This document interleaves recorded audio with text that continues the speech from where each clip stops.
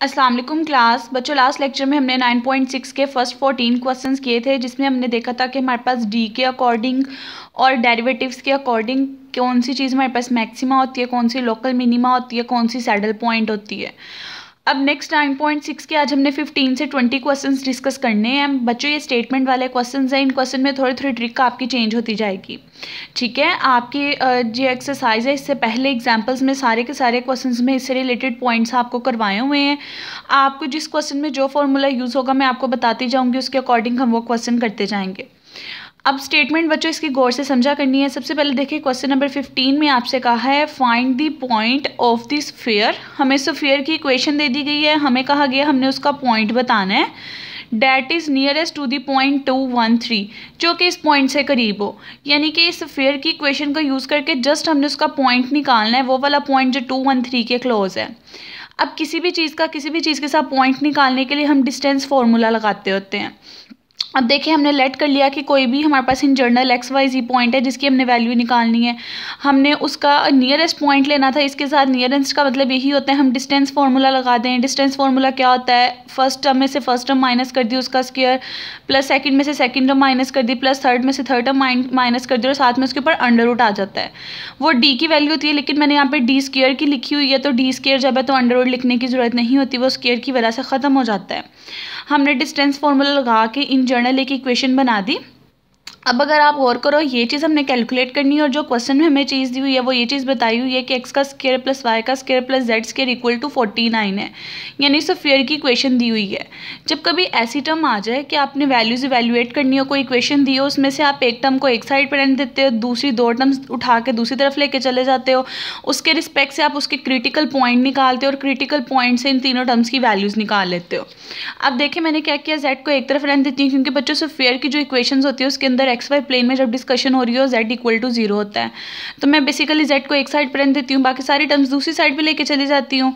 अब देखिए यहाँ से मेरे पास z स्क्वायर की वैल्यू निकल गई है, और अगर मैं यहाँ से z की वैल्यू निकालूँ तो वो हमारे पास निकल आएगी 49 माइनस एक्स का स्क्वायर माइनस वाई के स्क्वायर का अंडर रूट। अब ये जो वैल्यू निकली है मैं इस वैल्यू को इसके अंदर पुट कर देती हूँ, ताकि सारी की सारी टर्म एक्स वाई के फॉर्म में चली जाए अपनी आसानी के लिए। अपने हर क्वेश्चन में किसी ना किसी दो वेरिएबल में चेंज कर देना, उसके रिस्पेक्ट से पॉइंट फाइंड आउट कर लेने हैं। अब आपने z की जगह यहाँ पे उसकी वैल्यू पुट की, करने के बाद स्क्वायर ओपन किया, सिंप्लीफाई किया, तो आपके पास एक इक्वेशन बन गई। वो वाली इक्वेशन अब x और y की फॉर्म में होगी। आपने उसे एक फंक्शन का नेम दे देना है कि वो आपके पास f ऑफ एक्स वाई निकल आया है।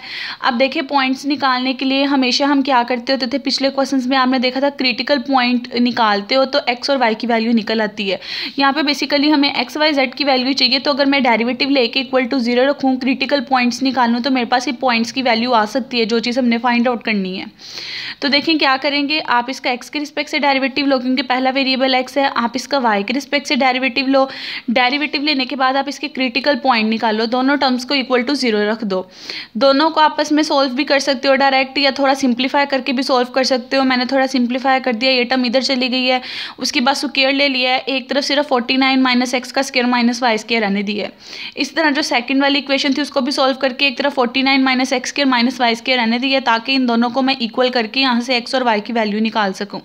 क्रिटिकल पॉइंट में बच्चों फिर बता रही हूँ, सिर्फ आप तब यूज़ करते हो जब आपको x y की वैल्यू चाहिए, और इस क्वेश्चन में हमें x y z पॉइंट ही चाहिए इन जनरल। तो देखिए इन दोनों इक्वेशन को मैंने कंपेयर किया, करने के बाद देखिए जब मैं यहाँ से वैल्यू निकालूंगी, दोनों को इक्वल रखा, इक्वल रखने के बाद यहाँ पे y की वैल्यू हमारे पास आ गई है प्लस माइनस x/2। ये हमारे पास x की दो वैल्यूज़ आ गई हैं। अब ये जो x की वैल्यू इन दोनों में से किसी भी एक इक्वेशन में आप पुट कर दें, पुट करने के बाद वहाँ से आपके पास x की वैल्यू निकल आएगी। y की वैल्यू पुट की, x की वैल्यू निकल आई इन फॉर्म ऑफ नंबर्स, हमें इसकी वैल्यू भी इन फॉर्म ऑफ नंबर्स चाहिए थे। आप x की वैल्यू भी पुट कर दो, तो देखिए x का आंसर भी आ गया, y का आंसर भी आ गया। अब x y के बाद हमें z का आंसर चाहिए था, जो गिवन सरफेस थी जहाँ से हमने z की वैल्यू निकाली थी। आप वहाँ x y की भी वैल्यू पुट कर दो, तो एट द एंड सोल्व करके x की वैल्यू भी आ जाएगी, y की वैल्यू भी आ जाएगी, z की वैल्यू भी आ जाएगी, और हमें यही तीनों वैल्यूज चाहिए थी। तो बच्चों ये तीनों वैल्यूज हमारा आंसर होंगी। आप यहाँ पे भी स्टॉप कर सकते हो, या आपकी क्लास में आपकी बुक के अंदर बच्चों अंडर रूट को नीचे लेके गए, आप इसको थोड़ा सिंप्लीफाई करके भी आगे लिख सकते हो कि अंडर रूट 14 से मल्टीप्लाई डिवाइड कर दो हर जगह, और सिंप्लीफाई करके अंडर रूट 14 नीचे ले जाओ। आपका ये फॉर्म में भी आंसर ठीक कंसिडर किया जाएगा, इस फॉर्म में भी आंसर ठीक कंसिडर किया जाएगा। अब बच्चों आपको मैंने 15 क्वेश्चन करवाया, 15 और 18 बच्चों सेम आपके पास एक ही मेथड से होते हैं। मैं आपको 18 की मेथड बता देती हूँ, 18 की कैलकुलेशन आप लोग खुद करोगे। अब देखें 18 में भी एक पॉइंट आपको ये दिया हुआ है XYZ और एक पॉइंट ये वाला दिया हुआ है XYZ, यानी आप इसे ऑर्डर पेयर की फॉर्म में ऐसे लिखते हो, एक पॉइंट XYZ ये दिया हुआ है, एक पॉइंट XYZ ये दिया हुआ है। आपसे कहा है कि आपने इसका मिनिमम डिस्टेंस निकालना है। अब मिनिमम जहाँ वर्ड आ गया है, मिनिमम का मतलब ये यहाँ पे आपने उसकी स्पेस को भी डिस्कस करना है कि वो मैक्सिमा है या मिनिमा है। आपको दो पॉइंट्स दिए गए हैं, एक पॉइंट्स को आप बेसिकली इन जनरल पी लेट कर लो, दूसरे को आप क्यू लेट कर लो।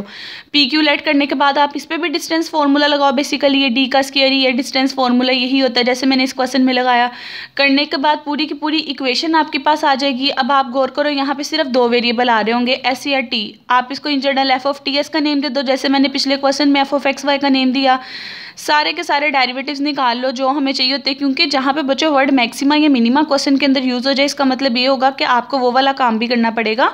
ये वाली जो इक्वेशन हमने पिछले क्वेश्चन में सेटिस्फाई की थी, चेक करना पड़ेगा कि क्या ये मैक्सिमा है, क्या ये मिनिमा है। आपने सारे डेरिवेटिव्स निकाल लेने हैं जो आपको टर्म चाहिए होगी। अब जो सिंगल डेरिवेटिव है उसको इक्वल टू 0 रखोगे क्रिटिकल पॉइंट के लिए, जिस तरह मैंने प्रीवियस क्वेश्चन में किया है। वहाँ से आपके पास एस की वैल्यू भी आ जाएगी, टी की वैल्यू भी आ जाएगी। अब बेसिकली ये वैल्यूज़ आपने निकाल ली हैं, हमें मेन यही वैल्यूज़ चाहिए थी। अब ये वैल्यूज़ निकालने के साथ साथ आपको ये चीज़ चेक करनी पड़ेगी कि क्या ये मिनिमम डिस्टेंस ही निकलता है, क्योंकि क्वेश्चन के अंदर मेंशन किया हुआ है। तो जो बच्चों आप लोग यहाँ से डी की वैल्यू देखोगे, डी की वैल्यू यहाँ से ग्रेटर देन 0 आ रही होगी।